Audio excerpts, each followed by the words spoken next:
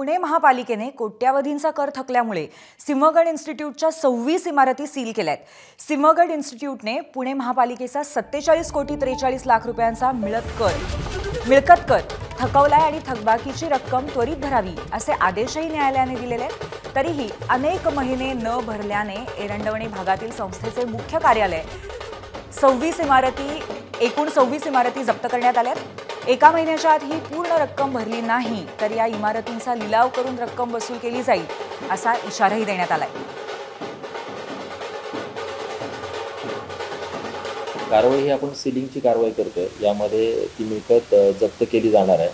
Basically college किंवा शाळा आहे किंवा कोणताही उद्योग व्यवसाय असेल तर आपण त्या ठिकाणी त्या मिळकतीचा पूर्णपणे पंचनामा केला जातो।